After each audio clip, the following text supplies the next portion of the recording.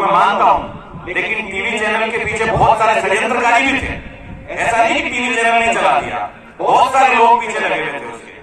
और मुझे शर्म आती है कि जो ये लोग हैं केवल मेरा नुकसान करने के लिए उन्होंने पूरे मेरे समाज का, पूरे रावत राजपूत समाज का, पूरे चौहान वंशी मेहरा समाज का, पूरे समाज को उन्होंने बदनाम कलंकित करने की कोशिश करी अपने निजी स्वार्थ। लोगों ने कहा मैं सांसद के लिए भीड़ कर रहा हूँ। अरे मैंने सांसद का टिकट राजसमंद से मांगा कि भीड़ यहाँ क्या करूंगा मैं, व्यापार राजसमंद में आता है।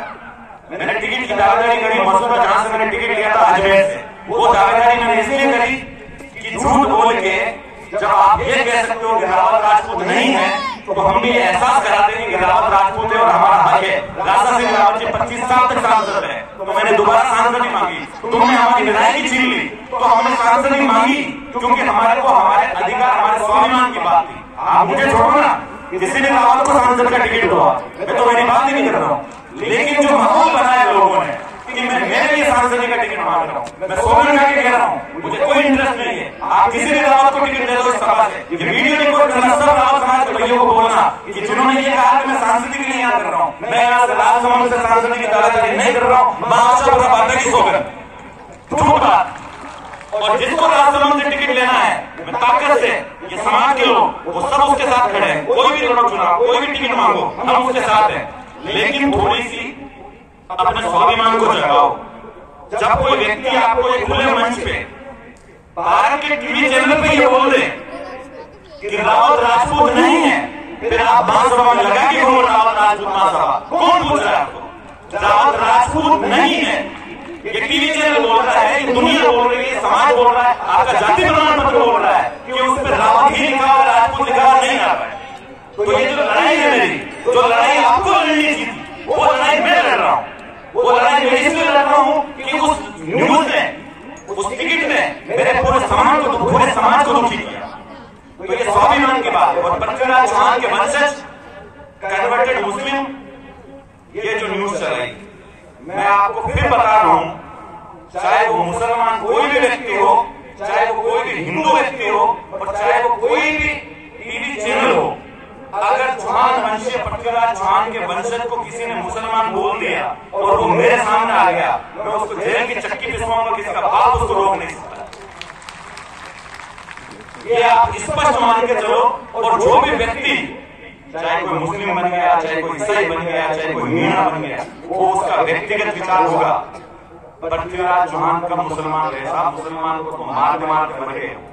कब मुसलमान रहे?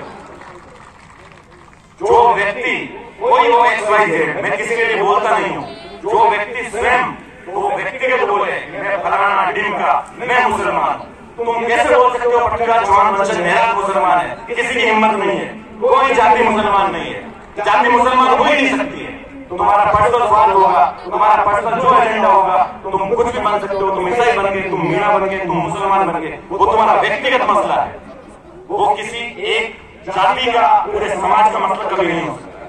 तो मैं स्पष्ट संदेश देना चाह रहा हूँ सारे समाज को, सारे लोगों को, जितने भी लोग हैं, जो बुद्धिमानी लोग हैं, जो समझते हैं, चाहे टीवी न्यूज चैनल वाले हो, चाहे जितने राजनीतिक स्वार्थी लोग हो, चाहे मसूदा के लोग हो, चाहे जिनको राजनीतिक स्वार्थ है, जिन्होंने षड्यंत्र रचे, मेरे लिए या कोई व्यक्ति विशेष जो राजनीति करता हो, उसको निपटाने के लिए, समाज को निपटाने की कोशिश करते ही मत करो। ये गंदी धारणा है, गंदी विचारधारा। और जो मुझे जिन्होंने कहा कि साहब मैं छिछोरी राजनीति कर रहा हूँ ये टिकट मांगने के लिए, ये छिछोरी राजनीति नहीं है। आप गंभीरता से इस विषय को समझिएगा। मैं लड़ाई लड़ रहा हूँ कि सरकारी दस्तावेज में जितने ये पृथ्वीराज चौहान के वंशज है, ये रावत है, पवार है, गहलोत है, भाटी है, राठौड़ है, घोड़ावत है, मेहरात है, चीता है, जितने भी समाज के लोग हैं, रावत राजपूत समाज के, ये राजपूत थे, राजपूत है, राजपूत रहेंगे। उसको सरकार से अधिकार दिलाने की लड़ाई लड़ रहा हूं। ये गलत है क्या? अगर ये सही है तो जो व्यक्ति, जिन्होंने इस लड़ाई को रोकने का प्रयास किया, आपको गांव में जाके, उनके सामने जाके उनको मुंह तोड़ जवाब देना है कि तुमने नीचता की हरकत की। और मैं आपको वादा करता हूं, ये जो बजट संशोधन है ना, ये होके रहेगा, 100% होके रहेगा। आप समझिए, कोई एरा गेरा सकता है कि मैं पृथ्वीराज चौहान वंशज हूं? छाती चौड़ी करके इतने बड़े खुले मैदान में पृथ्वीराज जी की प्रतिमा के सामने खड़े होकर बोल रहे हैं पृथ्वीराज चौहान के वंशज है, तभी तो बोल रहे हैं। अगर नहीं होता कोई व्यक्ति तो बोल सकता है क्या? तो राजपूत हैं, राजपूत थे, राजपूत रहेंगे। मेरा आपसे निवेदन है, इसके बाद समाज की एक कमेटी, एक टोली बनाएंगे। आप स्वेच्छा से और लोगों को जागरूक करिए। उस टोली से मुख्यमंत्री जी से मुलाकात करेंगे, ओबीसी आयोग के राष्ट्रीय अध्यक्ष से मुलाकात करेंगे, दस्तावेज देंगे, ओपी देंगे, सब कुछ देंगे और अपना अधिकार अपन ले लेंगे। मैं आपको बता रहा हूं, आने वाली पीढ़ियां, शायद मैं मर जाऊंगा और भी मेरी पीढ़ियां मर जाएगी, उसके बाद लोग याद करेंगे कि कोई व्यक्ति था जिसने राजपूत गठन संशोधन के लिए समाज के इतने लोग बैठे मंच पे।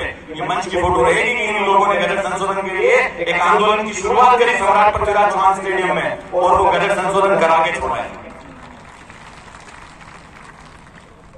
मैंने कहा गजराज जी और हरराज जी, अरे साहब हरराज जी के बेटे मुसलमान कैसे हो सकते हैं, गजराज जी के बेटे नहीं है? हरराज जी और गजराज जी दोनों सगे भाई है ना, एक नहीं है, काका घोड़ा सगे भाई है ना। तो जो समाज में जो लोग भ्रांतियां पैदा कर रहे हैं उनको भी सचेत करो कि सब राजपूत वंशज है, पृथ्वीराज चौहान के वंशज है, कोई भ्रांति पैदा नहीं करेगा। और किसी को राजनीतिक स्वार्थ में भ्रांति पैदा करनी है तो करता रहे, उसको मुंहतोड़ जवाब देना, आप देना हो तो दो, नहीं तो फिर भी मैं गठन संशोधन अपन करा के लाएंगे, वो रोक नहीं पाएंगे।